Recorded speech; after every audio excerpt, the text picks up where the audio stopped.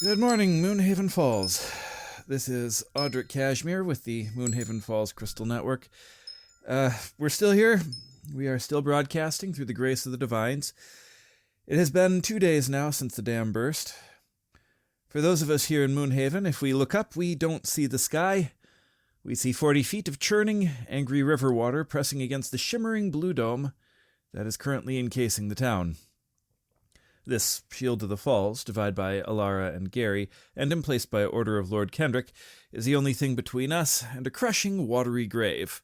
It's the feat of magical prowess and innovation that I've seen no equal of.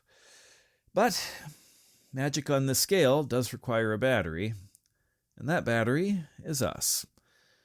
For those of you hearing this broadcast but not trapped in the town, every citizen of Moonhaven Falls is being called to the center square, where we are taking shifts, placing our hands upon the great focal gem, providing the raw essence needed to hold back the weight of the lake.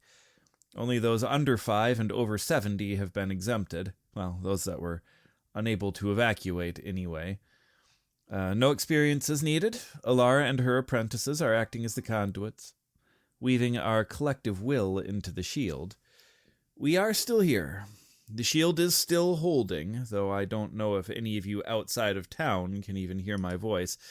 We've only gotten directed replies from the castle so far, and they have their own troubles. I don't think it even occurred to them to let us know if we're still broadcasting. So, until I've been told otherwise, I'm going to assume that we are. Citizens of Moonhaven, please, if you see the mages, be kind. I know we're all tired, I know we're all aching, but they're the ones that are pale and shaky. They've been standing at the focal point for the last 48 hours straight. They're the only reason we're still breathing, as they've been adjusting the runic circle on the fly as debris and other issues have necessitated. It seems like the water is settling down a little bit. We're not really seeing the debris impacts anymore, so hopefully they can start cycling people out to get some rest, but Lord Kendrick's vessels up on the plateau have reported the water levels are starting to recede a little bit as a surge passes, but the pressure down here in town is still immense. Hold on, Moonhaven. Just hold on. Good morning, Moonhaven Falls. The stars have aligned and the Crystal Network is once again humming with the frequency of the arcane. I am Selene Meadowlight. Mom, Alara, is currently busy with the dome, and I'm coming up on my time to lend aid as well, so Audrick graciously let me reorganize his normal broadcasting schedule. This is the Magic Minute. Reports have been coming in from the town square near the Magic Fountain. It seems a few of the cobblestones have developed some kind of memory from the dragon siblings' recent weather dispute. If you step on a blue-tinted stone, you may find your weight reduced by exactly half for about 3 seconds. It's a quite delightful little hop, although I do suggest the town guard keep an eye on the local kids. I've already seen 3 of them trying to moon jump to the roof of the apothecary. In our archives today, we find the ever-full inkwell of the frustrated scribe.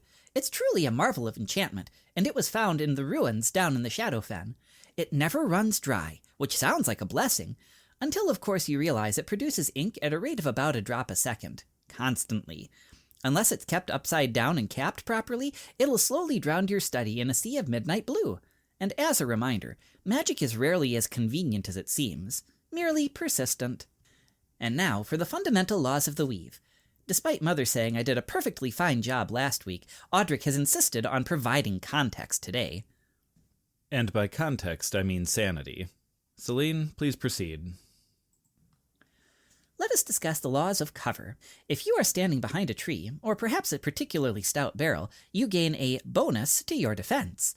Half cover grants you a modest protection, while 3/4 cover makes you nearly impossible to strike with a stray arrow. Right. See, that's just common sense. You hide behind the rock, you don't get hit by the rock thrower. I'm with you so far. Yes, but if you have total cover, meaning no part of your physical form is visible to the attacker, you cannot be targeted by any spells at all. Even if I know you're behind a wall, I can't reach you with my magic unless the spell specifically wraps around corners, sometimes called area of effect spells. Wait, hold on a minute. You're saying that if I'm behind a thin wooden door, even if you know I'm here, you can't just, I don't know, firebolt me through the door? Most of them aren't that thick. Can't you just aim for a crack or something? Oh, I can hit the door, Audrick, but the target of the spell must be a creature that I can see or that has a clear path of effect. The weave requires a line of sight. This is not a suggestion. It is a trajectory. Ha! It's a door, Selene. It's wood. You point your finger and kaboom! Honestly, if a bandit hides behind a curtain, are you trying to tell me the universe just forgets he's there? The universe does not forget, Audrick. The magic simply refuses to negotiate with fabric. I mean, that kind of makes sense, but... Moving on, the law of falling. If you find yourself falling from a great height, perhaps from, say, the edge of Bahamut's plateau, you don't really have time to do more than a quick reaction, which is certainly not enough time to do anything aside from activating an item or casting a reactionary spell. Ooh, wait, hold on. Are you saying you fall instantly? No screaming? No dramatic last words to the person at the top? Unless you have the Featherfall enchantment ready to snap into existence? Not really. Artificers call it the Doppler effect. You could scream or try to talk, but because of your acceleration away from the point you left, only 1 or 2 words would actually be understandable. After all, gravity is the only mage that never misses its casting time. Again, I get it, but that just doesn't seem like it should be correct, no matter... I'm afraid I really need to go. May your pass be clear and your cover total. This has been the Magic Minute. Good morning, Moonhaven Falls. I must say, the influx of letters to young Timmy last week was quite substantial, and I'm very happy to hear you're doing well under all that water. I was worried that all my hard work was for nothing, of course. Most of the answers Timmy got last week were apparently covered in jam or charcoal, but the effort was visible. It is truly a delight to see the local populace attempting to use their frontal lobes for something other than calculating the distance to the nearest tavern. The answers to last week's riddles are as follows: a bottle, a ring, a ladder, a fan, a glove, light, and trust. This week, I believe we shall start in the garden and end in the stars, so listen closely. After all, a mind is like a parachute. It only works properly when it is open. I have many eyes, but cannot see. I am often divided before I am buried, yet I do not die because of it. I wear a jacket all year long that I never outgrow. What am I? The first of 7 keys for 7 locks. Deliver your theories to the station. Timmy has apparently been considering a pair of spectacles, so do try to write legibly this time. Until next week, Moonhaven, stay thoughtful. The alternative is unthinkable.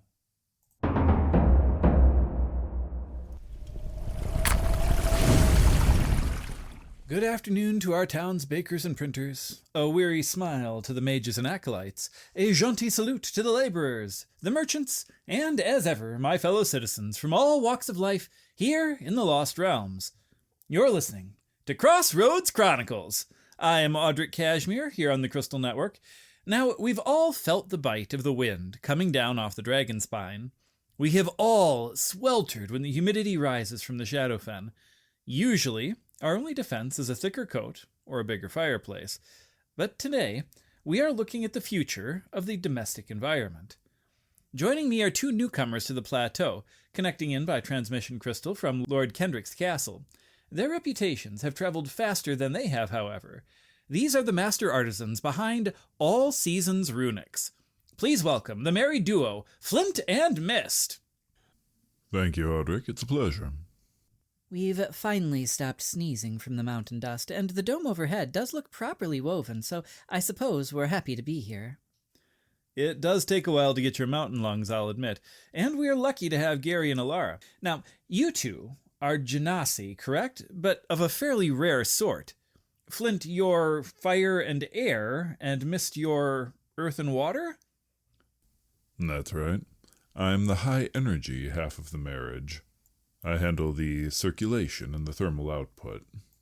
If you want your parlor to feel like a summer breeze in the middle of a blizzard, I am your spark. And I am the solid foundation. I manage the humidity and the thermal mass. I make sure Flint's breezes don't just blow out candles and turn the house into an oven. We met at the Denier Academy of Runecraft. He was trying to make a self-heating kettle. I was trying to make a self-cooling wine cellar. It was a literally steamy romance, Audrick. We realize, though, that by drawing upon and combining our heritages through runesmithing, we could create something far more versatile than simple hot and cold. And that versatility caught the eye of some very high-profile clients. Word is you've already been commissioned by Lord Kendrick himself up at the castle? Yes, we have. We are currently weatherproofing his great hall. It's a massive project, balancing the drafty stone walls with a series of steady-state runes etched into the floorboards. It should keep the room at a constant, comfortable 68 degrees, regardless of whether there's a blizzard outside or a dragon blasting fire overhead. Yes, Lord Kendrick is a demanding client, I'll admit. But there's no denying he knows his quality. To be quite blunt, the nobility has us booked solid for the next year for certain. Possibly 2, once they realize how solid our quality really is. However, and this is why we're here, we didn't just move to Moonhaven Falls to serve the top of the plateau. Well, that's refreshing to hear. Most artisans of your caliber wouldn't look twice at a commoner's cottage. But that's the beauty of runes, Audrick. They're scalable. You don't need a castle's treasury to afford comfort. Once we have finished up with the nobles' homes, we're going to be opening up our Hearthstone packages for the rest of town. Exactly. For a few gold pieces, we can etch a simple dew-point rune in your larder walls to keep your bread from molding in the Shadowfen damp, or a thermal anchor in your bedroom hearth so you'll never have to wake up to a freezing house again. Frankly, it's fair pricing for honest work. We aren't just selling luxury, we're selling livability. I imagine the local woodcutters might be a bit nervous about you putting them out of business if people stop needing firewood. No, we're not replacing fire, Audrick. There's nothing like the smell of a real cedar log in your fireplace. No, our runes just make sure the heat actually stays in the room rather than disappearing up your chimney. We're all about efficiency, you see. We want the people of Moonhaven to spend far less time shivering and more time listening to, well, your lovely show. Well, you certainly won me over. All right, well, be honest. As a married couple who literally embodies the 4 elements between you, do you ever have climate disputes in your own home? Less than you'd expect, though Flint does like the bedroom to feel like a desert at high noon, and I would prefer it more like a misty morning on the coast. Well, yes, but it's all about compromise and finding a balance. Personally, I'm fine with the room being cool, as long as the bed stays warm. And I'm fine with a warm bed as long as I can kick off the covers. Believe me, if we can solve our own elemental clashes, we can definitely solve the drafts in your hallway. Well, sounds like a testament to the power of compromise and runesmithing.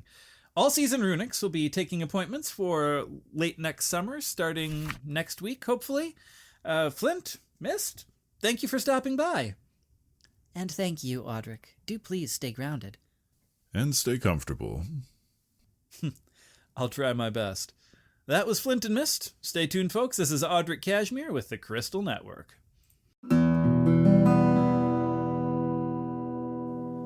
Good day to you, dungeon divers, tomb takers, and those of you currently treading water.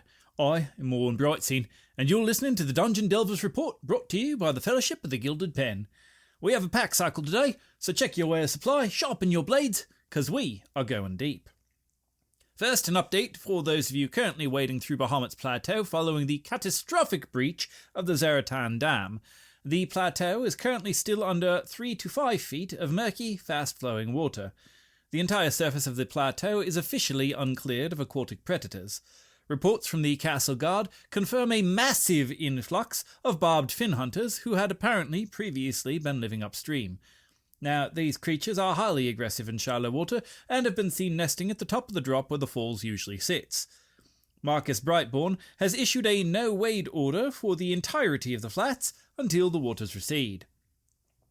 Looking to the skies above the Dragonspine Mountains following the demise of the behemoth upstream, it would appear that the pieces of its massive carcass have mostly drifted into the lower canyons or been eaten by the fin hunters, leading to a frantic dispersal of its former inhabitants. The airspace between the Serpent's Tooth and Dragonspine ranges are contiguously hazardous. The threat is that thousands of Vex-bats and razor gulls, formerly content to leave off the behemoth's parasites, are now scattering in search of a new nesting ground and active protein. The Royal Antiquitarian Society is offering a bounty of 20 gold apiece for the first 30 behemoth mites that may have fallen during the creature's descent. The official reasoning is that these little-known monsters need to be captured, dissected, and catalogued. Moving to the west, far beyond our usual borders, we have a fresh discovery at the Singing Spires. A newly unearthed complex has been thinned, but is still uncleared. A scouting party from the Oasis Explorers managed to map the entrance hall, but was driven back by sonic vibrations from an unseen monster that caused their iron gear to shatter. Now, this is a high-vibration assault, bringing heavy plate armor appears to be an invitation for a resonant death. Despite that, the high amount of gilding and numerous runic clockwork golems appear to indicate that there is still treasure here yet to be had. Switching to a success story from the north, the veterans of the Arcane Anvil have returned from the Morrow Works with their pockets heavy. The primary assembly floor of the Bone Golem factory is officially cleared. The Anvil successfully neutralized the Gravestitcher Alpha, netting them the 10,000 gold piece bounty that was posted 6 months ago. Now, while the main threat is gone, the lower storage bins are still teeming with discarded skeletal limbs that are likely to stitch themselves into some rather dangerous opponents when disturbed. This is potentially a lucrative scavenge for anyone needing cheap necromantic components, or those willing to root through skeletal fragments for overlooked or unnoticed weapons and gear. The churches of Kelemvar and Lathander have offered a joint bounty of 4,000 gold pieces per month, 1 month expected, for a party to escort a group of priests to the site to give last rites and reinter them. We do have a resurgent warning for those frequenting the Obsidian Canyons. The glass web hive, which we declared eradicated last cycle, it appears that it has seen a population boom. A recent recon and recovery mission by the Crimson Blades suffered 2 casualties when the empty tunnels turned out to be filled with invisible, razor-sharp silk. Now, remember, these spiders are not just venomous, they are masters of light refraction. That being said, Lord Kendrick has hiked up the price for a pound of glass silk to 900 gold coins per pound, with no upper limit on delivery. And finally, there is a abysmal failure to report from the Whispering Isles. The Vault of Eternal Silence remains uncleared. The Rune Weavers attempted to bypass the Vault's sensory wards using silence spells, but it turns out the Vault's guardians, massive stone sentinels, are triggered by movement instead of sound, and are also intelligent enough to remain immobile long enough to lure parties into an ambush. Only 1 apprentice made it out, the rest are now permanent exhibits in the entryway due to the Golem's stone breath attack. That being said, the Order of the Oak Father is said to be mounting an expedition to retrieve them and any others that have been similarly caught, and is offering an equal split of any treasure found once the vault is cleared. Now that is the long and short of it for today, ladies and gentlemen. Please watch the tides, watch the skies, and for goodness sake, watch your feet. This has been More and Brightseen for the Crystal Network. Clear a path, watch your flank, and tune in here for the lowdown on the local problems. You're listening to the Dungeon Delvers Report, here on the Crystal Network.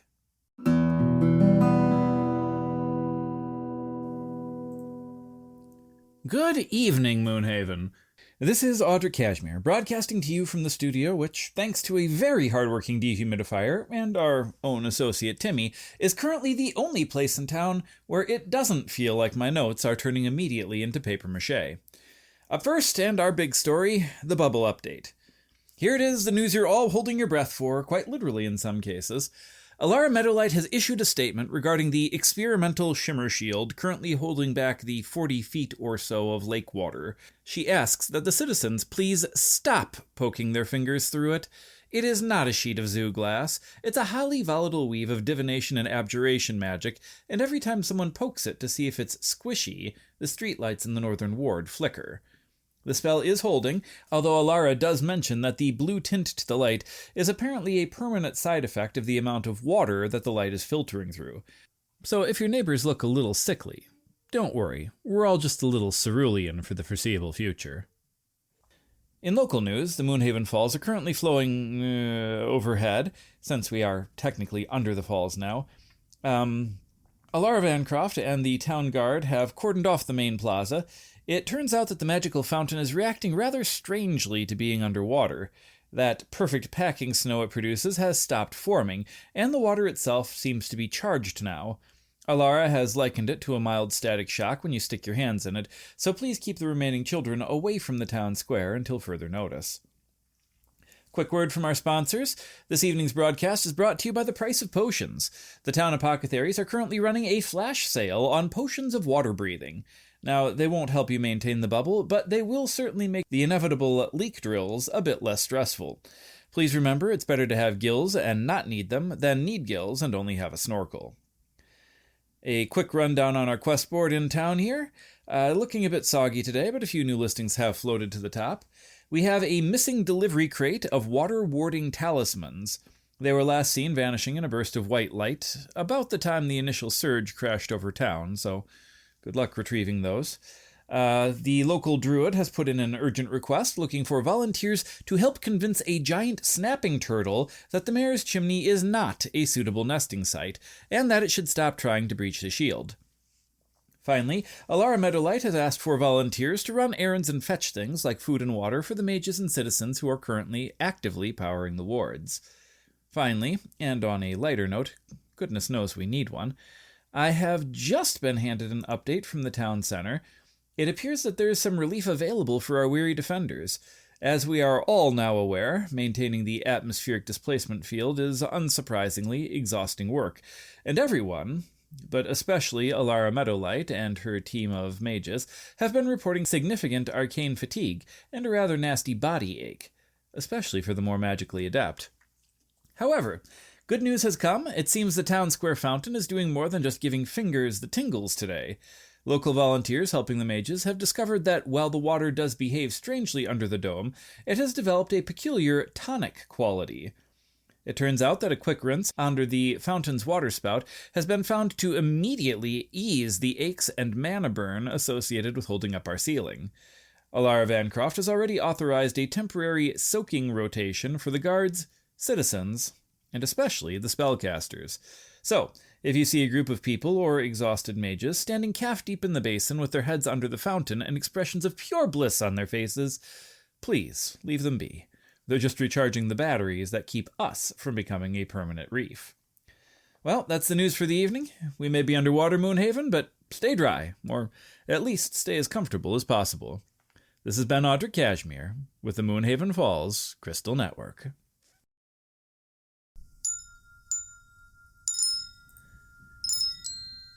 Thank you for tuning in, ladies and gentlemen. This concludes our episode of the week. If you wish to give us your answers to the Ignis' daily challenge, I do post them on Facebook and Patreon once per day. Should be a link to both pages in the description. If you would like to engage with a specific character, or even just the channel in general, please pop by and say hello, and let me know what your favorite segment is. We do release a new episode every Tuesday morning at 5 a.m. Eastern, and I hope you found this podcast to be interesting, creative, and amusing. If you did, I'd appreciate it if you could take a quick moment to subscribe to the channel or follow the podcast, and a second quick moment to rate it and share it with a friend or a community. It's a simple, easy action. It lets the algorithm know that you listen to and want to continue hearing these stories. Do please keep in mind that I personally write, record, and edit all of the content for this show, with the occasional guest appearance from my wife and children. So, if you'd like to buy me a cup of coffee a month as encouragement to continue creating it, believe me, I gratefully accept. Thank you to all of our supporters. My family and I genuinely appreciate you all showing your support by tuning in every week, and we would like to thank you for continuing to do so. I look forward to seeing you all in the comments, and I hope you tune in again next week.